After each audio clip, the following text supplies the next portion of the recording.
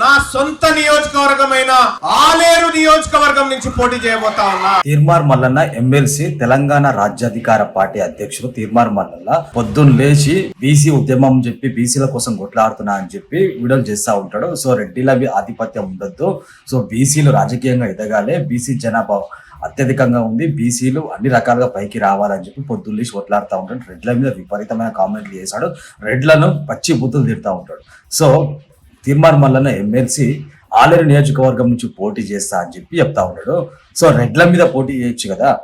ఒక బీసీ అయినా పేర్ల ఐలయ్య ఎమ్మెల్యేగా ఉన్నాడు. అక్కడ కష్టపడి చాలా కింది స్థాయి నుంచి సర్పంచ్ స్థాయి నుంచి ఎమ్మెల్యే స్థాయికి ఎదిగినాడు.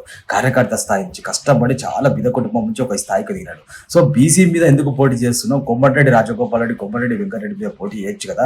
యాదాద్రి భువనగిరి జిల్లాకు సంబంధించిన వ్యక్తి కదా నువ్వు.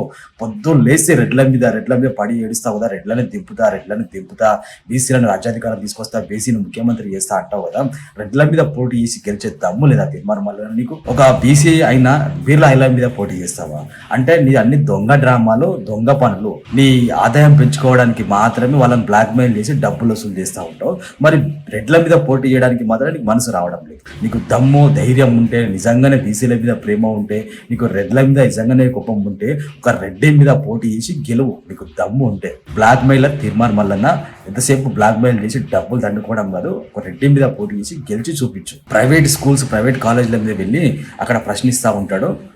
ఓన్లీ శ్రీ చైతన్య నారాయణ కాలేజీలు మాత్రమే కనిపిస్తూ ఉంటాయి తీర్మార్ మల్లన్నకి, వేరే ప్రైవేట్ కాలేజీలు ఏమి కనిపించవు, ఎందుకంటే వాళ్ళు డబ్బులు ఇవ్వరు కాబట్టి. సో బ్లాక్ మెయిల్ చేయడం, డబ్బులు దండుకోవడం, మోసం చేయడం. బీజేపీని మోసం చేసాడు, కాంగ్రెస్ని మోసం చేసాడు, పదవులు రాగానే ప్లేట్ ఫిరాయించాడు. సో బీసీ ఉద్యమం పేరుతో దొంగ డ్రామాలు చేస్తున్న తీర్మార్ మల్లన్న ఒక రెడ్డి మీద పోటీ చేసి గెలువు. బిర్లా ఐలయ్య మీద కాదు, బీసీ అయినా బిర్లా ఐలయ్య మీద కాదు. సో తీర్మార్ మల్లన్న పూటకొక మాట గురించి మీరేం పట్టుకుంటారో కింద కామెంట్ చేయండి, లైక్ చేయండి, షేర్ చేయండి.